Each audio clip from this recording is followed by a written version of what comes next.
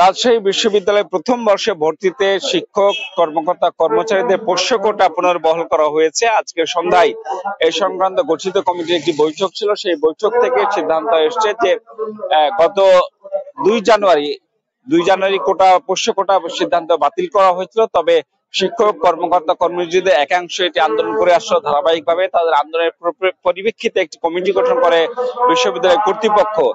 এরপরে মূলত ওই কমিটি আসলে এই পোষ্য কোটা পুনর্বহালের সুপারিশ করে। সেই সুপারিশের প্রেক্ষিতে আজকে সন্ধ্যায় ভর্তি কমিটির একটি মিটিং হয়। সেই মিটিং এ এই পোষ্য কোটা পুনর্বহাল করা হয়েছে। এই সিদ্ধান্তের পরপরই আসলে শিক্ষার্থীদের মধ্যে ক্ষোভ ছড়িয়ে পড়ে। এরপর চারিদিক থেকে সে শিক্ষার্থীরা ঠিক এইখানে এসে জমা হয়, যেখানে উপাচার্যের বাসভবন এটি। এরপর থেকে সেখানে আন্দোলন চলছে এবং তারা বলছেন যে পোষ্য কোটা আসলে দীর্ঘ আন্দোলনের প্রেক্ষিতে একটি সমঝোতার ভিত্তিতে এই কোটা প্রথা বাতিল করা হয়েছিল, যে মীমাংসিত বিষয়। কিন্তু কতিপয় শিক্ষক এবং কর্মকর্তা কর্মচারীর দাবির প্রেক্ষিতে বিশ্ববিদ্যালয় কর্তৃপক্ষ আবারও সেই কোটা অর্থাৎ নিজেদের সন্তানদের বিশ্ববিদ্যালয়ে ভর্তির ব্যাপারে যে একটি বাড়তি সুযোগ সেটি তারা গ্রহণ করেছেন বা এই সিদ্ধান্ত নিয়েছেন। এই দাবি অবিলম্বে বাতিল করতে হবে, সেই দাবি নিয়েই মূলত এই আন্দোলনটি চলছে। তারা চান যে অবিলম্বে এই দাবি বাতিল না করা পর্যন্ত আন্দোলন চলবে। যদিও আমরা জেনেছি এই বাসভবনে বিশ্ববিদ্যালয়ের উপাচার্য নেই, তিনি রাজশাহীর বাইরে অর্থাৎ ঢাকায় অবস্থান করছেন। এরপরও শিক্ষার্থীরা আসলে এই আন্দোলন চালিয়ে যাচ্ছেন। এই আন্দোলনে যোগ দিয়েছেন রাজশাহী বিশ্ববিদ্যালয় শাখা ছাত্র দলের নেতাকর্মীরা এবং ছাত্র শিবিরের নেতাকর্মীরা সেখানে আছেন। এইটি আন্দোলনটি আসলে সন্ধ্যা থেকেই চলছে। তা আমরা একটু কথা বলতে চাই, এখানে যা আন্দোলন করছেন এখানে উপস্থিত আছেন রাজশাহী বিশ্ববিদ্যালয় শাখা ছাত্র শিবিরের সভাপতি এবং তাদের সম্মিলিত শিক্ষার্থী জোটের ভিপি প্রার্থী মুস্তাকুর রহমান জাহিদের সাথে। আপনারা আসলে এই আন্দোলনটি কেন করছেন, কতক্ষণ আন্দোলন করবেন? দেখুন, রাকসু যখন একেবারেই সফলতার দ্বার প্রান্তে, আর মাত্র 1 সপ্তাহ বাকি আছে রাকসুর, যখন সবাই প্রচার প্রচারণা চালাচ্ছে, তখন হঠাৎ করেই তারা সিদ্ধান্ত জানালো যে পোষ্য কোটা নাকি আবার পুনর্বহাল করা হয়েছে। এটা আসলে পোষ্য কোটা ফিরে আনা তাদের মূল উদ্দেশ্য না। মূল উদ্দেশ্য হচ্ছে রাকসু বানচাল করা। আমরা শিক্ষার্থীরা সবাই এটা বুঝে গেছি। সকল ছাত্র সংগঠন এখানে একাত্মতা পোষণ করেছে। আমরা আন্দোলন চালাচ্ছি, আমাদের ছাত্রী বোনেরাও এখানে থাকছে। আমরা জোর করেও তাদেরকে রুমে ফেরাতে পারতেছি না। এই আবেগটা যদি প্রশাসন বুঝতে না পারে, বিশেষ করে জুলাই যোদ্ধা দীপ মাহবুব, যার চোখ নষ্ট হয়ে গেছে, সে সেখানে আন্দোলন করেছে বৃষ্টিতে ভিজে ভিজে, তার আর্টিফিশিয়াল চোখের ক্ষতি হচ্ছিল। আমরা তাকে জোর করে একটা পাশে রেখেছি, তবুও সে যাচ্ছিল না। সে বলছিল যে আমার একটা চোখ গেছে কোটার বিরুদ্ধে আন্দোলন করে, যদি আরো একটা চোখ যায় তাও কোটা আমি নিপাত চাই। এই আবেগটা প্রশাসনকে বুঝতে হবে, কিন্তু প্রশাসনের কেউ এখন পর্যন্ত আসলো না, এসে বললো না যে এটা নিপাত গেছে বা কোনো সিদ্ধান্ত বা আমাদের সাথে কোনো কিছু কথা বলার। আমরা বলতে চাই যে রাকসু নির্বাচন কেউ আর বানচাল করতে পারবে না। এটা এমন দ্বার প্রান্তে পৌঁছে গেছে, রাকসু বানচালকারী গোষ্ঠী 35 বছর যে রাকসু নির্বাচন বানচাল করার জন্য প্রয়াস চালিয়েছিল, এটা শেষ প্রয়াস হিসেবে আজকে পোষ্য কোটা তারা ফিরিয়ে এনেছে এবং শিক্ষক শিক্ষার্থী সবাইকে তারা বিপরীতমুখী অবস্থানে দাঁড় করিয়ে দিয়েছে। এই রাকসু বানচালকারী গোষ্ঠীকে সতর্ক হওয়া উচিত। 25 তারিখে ভবনে এই মুহূর্তে ক্যাম্পাসে উপাচার্য নেই এবং উপাচার্য না থাকার প্রেক্ষিতে ভারপ্রাপ্ত উপাচার্য যিনি দায়িত্ব পালন করছেন তার স্বাক্ষরে এই সিদ্ধান্তের বহাল হয়েছে। যেহেতু এখানে উপাচার্য নাই, আন্দোলনটি এখানে কেন হচ্ছে আসলে? দেখুন, একটা বিশ্ববিদ্যালয়ের যত কাজই হোক না কেন, বিশ্ববিদ্যালয়ের যত সিদ্ধান্ত, এটার মূল দায়িত্ব বর্তায় উপাচার্যের উপর। উপাচার্যের অনুপস্থিতিতে অন্যরা যে সিদ্ধান্ত নেয়, এটা উপাচার্য জানা থাকা উচিত যে কি সিদ্ধান্ত নিচ্ছে। ক্যাম্পাসের পরিস্থিতি অস্বাভাবিক করে এমন একটা সিদ্ধান্ত দিল, আর উপাচার্য এটার ব্যাপারে মাথা ঘামাবে না, অন্য জায়গায় গিয়ে থাকবে, অন্তত ফোনে কথা বলে এটার মিসওয়াল করবে না। এটা আমরা কখনোই চাই না, কারণ উনি জুলাই বিপ্লবে আমাদের সাথে আন্দোলন করেছে। ওনার অন্তত এইটুকু বোঝা দরকার যে ক্যাম্পাসে আমরা বৃষ্টিতে ভিজে ভিজে আন্দোলন করছি, উনি যেখানেই থাকুক না কেন, ওনার প্রশাসনের আরো অনেক লোক আছে, তাদের মাধ্যমে পাঠিয়ে, ওনার পক্ষ হিসেবে তাদের মাধ্যমে পাঠিয়ে এই আন্দোলনটার ব্যাপারে কথা বলা দরকার ছিল। আপনাকে ধন্যবাদ। এখানে ছাত্র শিবিরের ভিপি প্রার্থী যেটি বলছেন যে আসন্ন যে রাকসু নির্বাচন, এটি আগামী 25 সেপ্টেম্বর হওয়ার কথা হয়েছে, সেই নির্বাচন বানচালের ষড়যন্ত্র হিসেবে উনি এটি আখ্যা দিয়েছেন যে এই নির্বাচনকে আসলে নস্যাৎ করতে হয়তো কোন গোষ্ঠী এই মুহূর্তে একটি বিতর্কিত সিদ্ধান্ত নিয়েছেন, যে সিদ্ধান্তে আসলে মানতে না শিক্ষার্থীরা।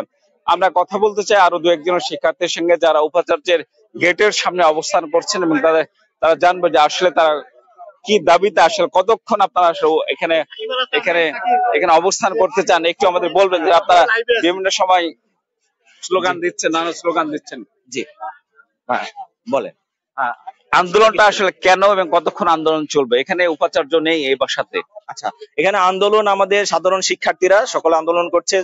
বিশ্ববিদ্যালয় থেকে জানানো হয়েছে যে আহ, শিক্ষক এবং কর্মচারীদের যেই কোটা প্রথা, এই কোটা প্রথা থাকবে, এটা তাদের পক্ষ থেকে জানানো হয়েছে। তো এর বিপক্ষে সাধারণ শিক্ষার্থীরা উপস্থিত স্ট্যান্ড নিয়েছে যে তারা এই কোটা প্রথা মানবে না। তো আমরা সাধারণ শিক্ষার্থীরা জানাতে চাই যে কোটা অনেক আগে কবরে চলে গেছে, তার দাফনও হয়ে গেছে, এবং বলতে দ্বিধা নাই যে সালাউদ্দিন আম্মারকে দাফন করেছে, কিন্তু কি উপায়ে এটা আবার ফিরে আসলো, কোন ষড়যন্ত্রে ভূত হয়ে ফিরে আসলো, এটা আমরা প্রশাসনের কাছে জানতে চাই। এবং এটা বিলুপ কেন করা হবে না, কেন করা হচ্ছে না, এটা আবার প্রশাসনকে, এটা আমাদের কাছে প্রশ্ন।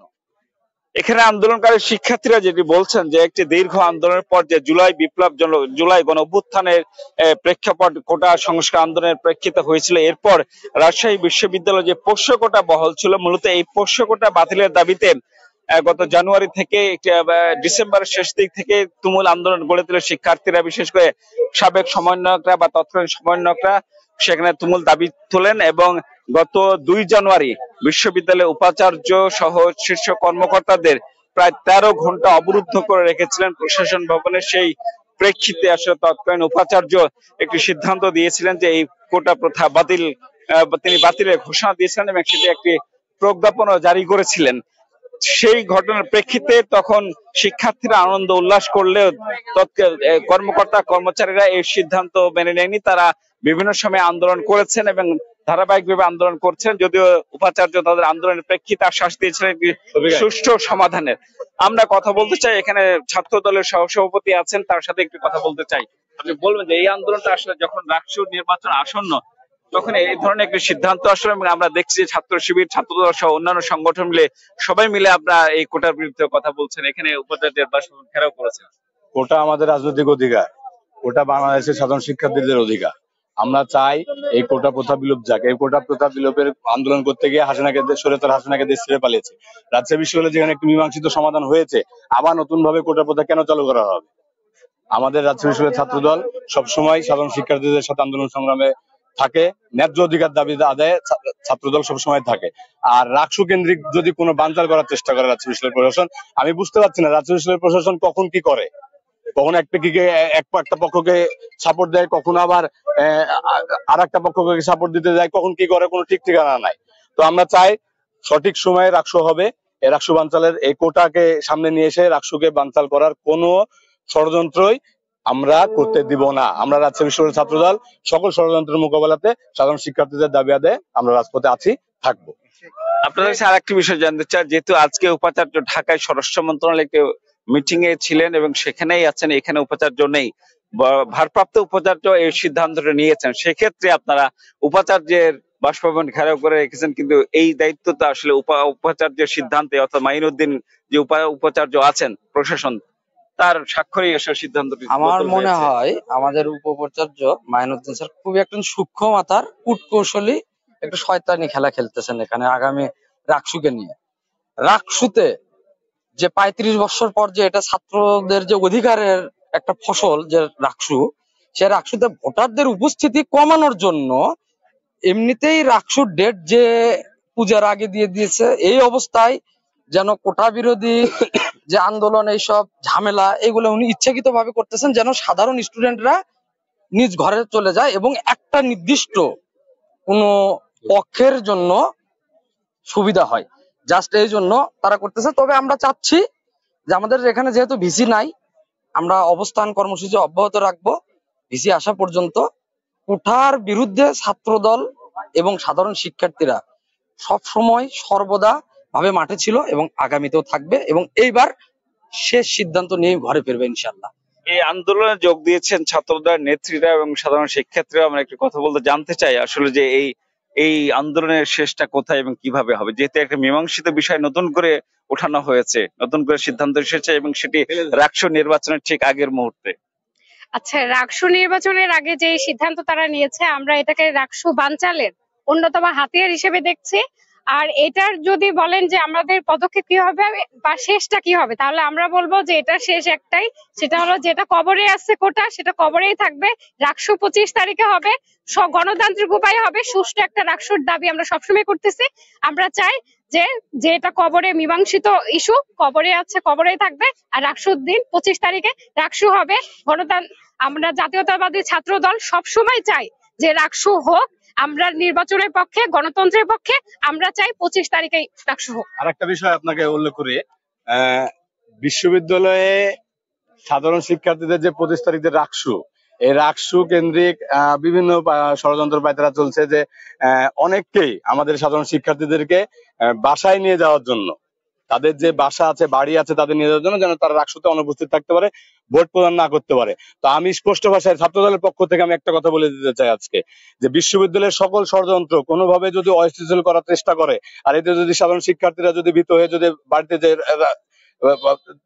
অবস্থান করায় তাহলে এটা ভুল করবে। বিশ্ববিদ্যালয়ের সাধারণ শিক্ষার্থীরা তাদের দাবি আদায় করে রাকসুর প্রদানে ভোট প্রদান করেই ক্যাম্পাস থেকে যাবে, আমাদের এই দাবি। এখানে ছাত্র দলের নেতারা বলছেন যে আসলে রাকসু যে আসন্ন এবং রাকসুকে নিয়ে যে শিক্ষার্থীদের মধ্যে বিপুল উৎসাহ, উদ্দীপনা, কৌতূহল নিয়ে একটি উৎসবের ক্যাম্পাসে পরিণত হয়েছিল এই ক্যাম্পাস রাজশাহী বিশ্ববিদ্যালয়। কিন্তু হুট করে যে সিদ্ধান্ত, কোটা পোষ্য কোটা বহলের যে সিদ্ধান্ত এসেছে তাতে আসলে একটা বেশ উত্তাপ ছড়িয়েছে এবং সেই উত্তাপের কারণে মূলত বৃষ্টি উপেক্ষা করে সন্ধ্যা থেকে আসলে তারা আন্দোলন করছেন। আমরা কথা বলেছিলাম এখানে প্রধান নির্বাচন কমিশনারের সঙ্গে, প্রধান অধ্যাপক এফ নজরুল ইসলামের সঙ্গে। তিনি জানিয়েছিলেন যে এটি প্রশাসনিক সিদ্ধান্ত, প্রশাসনের বিষয়, কাজে নির্বাচনের ব্যাপারে কোনো এটা প্রভাব ফেলবে না, কারণ তিনি যে শিডিউল আছে অর্থাৎ যে তফসিল আছে সে তফসিল অনুযায়ী রাকসু নির্বাচন হবে।